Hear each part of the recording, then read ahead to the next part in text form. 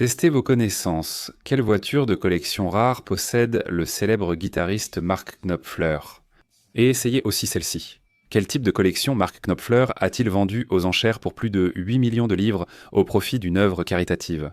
Participez en commentaire sans Google, je vous dirai vite si c'est correct. Nouveau ici, je suis Dick Carlson, voici The Wurst, maître de la musique. Dans cette vidéo, nous allons découvrir comment Mark Knopfler a discrètement bâti un empire de 105 millions de dollars à partir de concerts dans des bars tard le soir. Mais pour vraiment comprendre l'homme derrière l'un des sons les plus célèbres du rock, nous devons revenir là où tout a commencé. Mark Knopfler est né le 12 août 1949 à Glasgow, Écosse. Sa mère était institutrice anglaise. Son père était un architecte juif hongrois qui avait fui l'Europe fasciste pendant la guerre. À 7 ans, sa famille l'a déménagé à Blyth, petite ville ouvrière du Northumberland en Angleterre. La vie était modeste mais stable. Pas de cuillères en argent ni de studio, juste un garçon passionné de mots, d'histoires et de musique à la radio. Ce n'était pas un génie inné et son amour pour la guitare n'est venu que pendant son adolescence. À son arrivée, la passion était dévorante. À 15 ans, son oncle lui a offert sa première guitare, une Hofner acoustique d'occasion, magique entre ses mains. Mark restait assis seul pendant des heures, apprenant à l'oreille en imitant les sons qui le touchaient. Même à cette époque, il y avait déjà quelque chose de différent dans sa façon de jouer. Il ne voulait ni célébrité ni reconnaissance, seulement une sensation. Sa sensibilité le distinguait. Pour lui, la guitare servait à raconter des histoires. Il voulait qu'elle ait une sonorité humaine, personnelle et chaleureuse. Il a ensuite étudié le journalisme et l'anglais à Leeds, puis à Loughton. Il a d'abord travaillé comme journaliste au Yorkshire Evening Post, puis comme enseignant dans un collège de l'Essex. C'était un emploi stable, mais Mark n'était pas motivé par l'argent et jouait avec des groupes locaux le soir. Il se produisait dans des pubs, clubs ouvriers et petites salles, partout où il y avait une scène et un public. Ces lieux sans glamour étaient authentiques, pleins de gens buvant et parlant, souvent distraits. Et c'est là qu'il a commencé à façonner son son unique, au milieu du bruit, de la fumée et de l'énergie brute de la vie quotidienne. C'était un travail honnête, et cela lui a appris à se connecter avec les gens. Bientôt, il a formé un duo appelé les Duolian String Pickers avec le guitariste Steve Phillips. Ils jouaient soit du vieux blues et du ragtime mêlé à la folk. Leur but n'était pas la célébrité, mais l'authenticité. À cette époque, Mark a développé le style de guitare qui le rendrait célèbre, jouant avec ses doigts plutôt qu'un médiator. Sa musique avait un son doux et chaleureux, mêlant rythme et mélodie de façon unique. Il a appris en écoutant attentivement les musiciens qu'il admirait, tels que Chet Atkins, Scotty Moore et Django Reinhardt. Ce n'était ni un raccourci ni un gadget, mais le fruit d'années de pratique, de patience et de concentration pour obtenir le bon son. Il n'était pas célèbre, ou même proche de l'être, mais il grandissait lentement dans l'ombre. En 1977, après des années de concerts nocturnes dans des pubs et d'enseignements à temps partiel, Mark Knopfler a créé un nouveau groupe avec son frère David, le bassiste John Ilsley et le batteur Pick Withers. Ils se sont appelés Der Straits, un nom qui reflétait leur portefeuille vide et leur avenir incertain. Le son était tranchant, avec des guitares épurées, des paroles percutantes et une voix claire qui tranchait, avec le rock surproduit de l'époque. À peine un an plus tard, en 1978, ils ont percé avec Sultans of Swing, un succès surprise qui les a propulsés des clubs en fumée aux radios du monde entier. S'en est suivi une série d'albums qui ont fait évoluer leur art. Ils ont sorti Making Movies en 1980, Love Over Gold en 1982, puis Brothers in Arms en 1985. Ce disque s'est vendu à plus de 30 millions d'exemplaires, redéfinissant les ventes de CD et confirmant Dire Straits comme des géants des stades.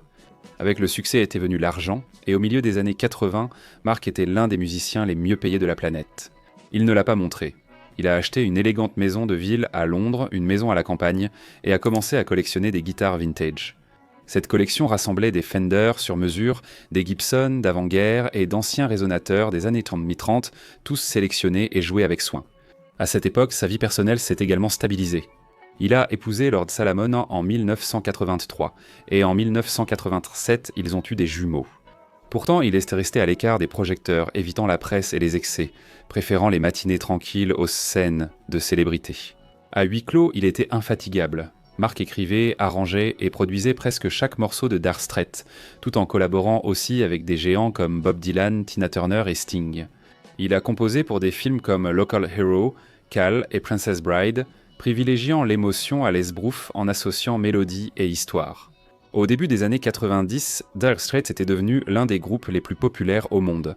Sous la pression croissante des projecteurs, Mark s'est retiré, épuisé et cherchant son propre rythme. En 1995, après près de 20 ans au sommet, Mark Knopfler a pris une décision audacieuse.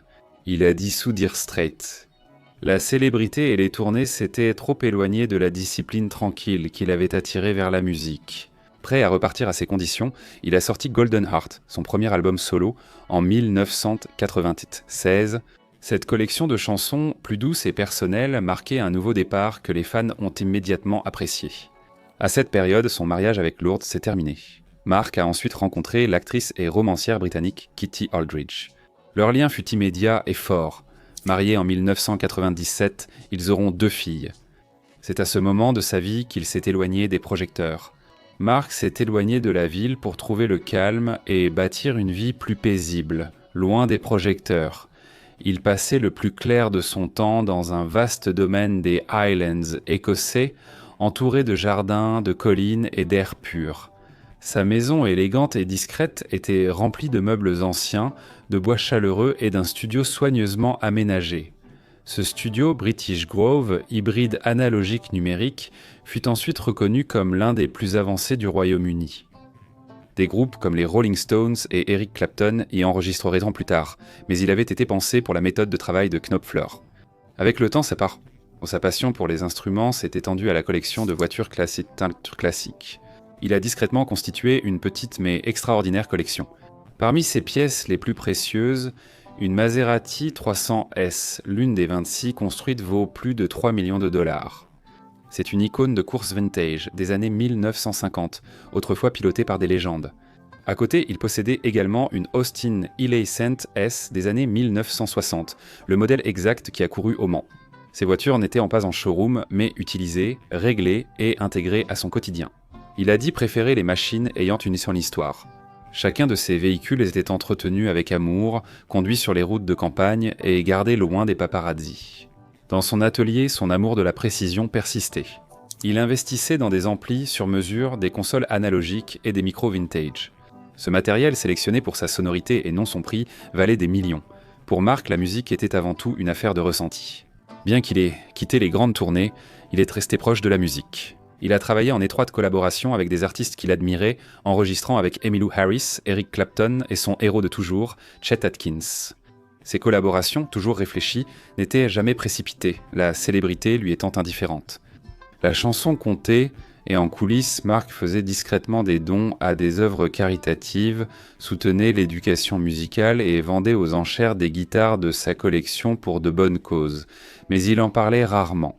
Avec le temps, les gros titres ont disparu, mais c'était l'objectif de Mark Knopfler dès le départ. Il voulait bien vivre, faire de la musique à sa façon et remplir chaque journée de sens, pas de bruit. En 2016, Mark Knopfler s'était installé dans un nouveau rythme. C'était calme, réfléchi et entièrement le sien. Il ne cherchait plus la célébrité, mais restait tout aussi créatif.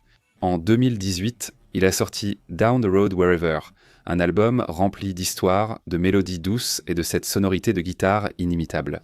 Il a été suivi par One Deep River en 2024. C'était un autre album profondément personnel qui montrait que son écriture n'avait fait que s'affiner avec l'âge. Il a continué à faire des tournées de temps en temps, ne jouant que lorsqu'il en avait vraiment envie. Ses concerts étaient intimes et précis, guidés par l'humilité plutôt que le spectacle. En 2024, Mark a surpris les fans en vendant aux enchères plus de 8 millions de livres de guitare et matériel de studio, reversant beaucoup des bénéfices à des œuvres caritatives. La collection comprenait sa guitare Schecter Telecaster rouge originale, utilisée lors de la tournée Brothers in Arms, ainsi qu'une rare Gibson Les Paul Standard de 1958 qui, à elle seule, a rapporté plus de 600 000 livres. Ces instruments n'étaient non pas de simples objets de collection, chacun lié à un chapitre de sa carrière, mais il les a immédiatement offerts pour la bonne cause. Aujourd'hui, la valeur nette, estimée de Mark, s'élève à environ 105 millions de dollars, construite non seulement grâce aux ventes d'albums et aux tournées, mais aussi grâce à des décennies de décisions intelligentes et discrètes. Il possède un domaine dans les Highlands écossais, estimé à environ 6 millions de dollars, entouré par la nature, des jardins et une intimité totale. À Londres, il possède une maison de ville historique de 4 millions de dollars, décorée de vintage et de touches personnelles. Après la grande vente aux enchères, sa collection de guitares et de matériel de studio vaut toujours plus d'1,5 million de dollars, avec des Fender personnalisés rares, des amplis à lampe, des micros à ruban et des magnétophones analogiques.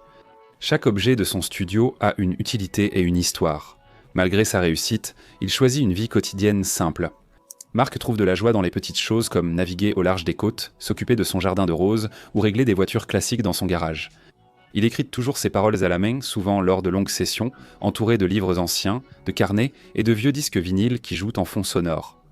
La musique est centrale, il ne suit pas les modes, seulement son ressenti. Il mène une vie paisible avec Kitty Aldridge et leurs 2 filles. Ses amitiés et sa musique reposent sur la confiance. Il reste proche de quelques collaborateurs de longue date, mais parle rarement publiquement de sa vie personnelle. La loyauté et la discrétion priment pour lui sur l'héritage, qui pourtant s'impose de lui-même. Rolling Stone l'a nommé parmi les 30 meilleurs guitaristes de tous les temps. Il joue toujours avec le même fingerpicking développé il y a des décennies, utilisant du matériel analogique considéré comme des pièces de musée par la plupart des musiciens. Des pubs enfumées du Northumberland à ses machines vintage, retraites dans les Highlands et ballades élaborées, Mark Knopfler n'a jamais cherché la lumière. Il fallait le redéfinir à sa façon. Il a fait de la discipline un art, du silence un héritage et de la simplicité un luxe. Tandis que l'industrie mise sur le bruit, Mark a choisi la profondeur et bâti quelque chose de plus durable que la célébrité. Qu'est-ce qui t'a le plus touché chez Mark Knopfler, son amour de l'analogique ou sa générosité discrète ? Partage tes réflexions en commentaire et reste pour découvrir d'autres histoires inédites derrière les légendes.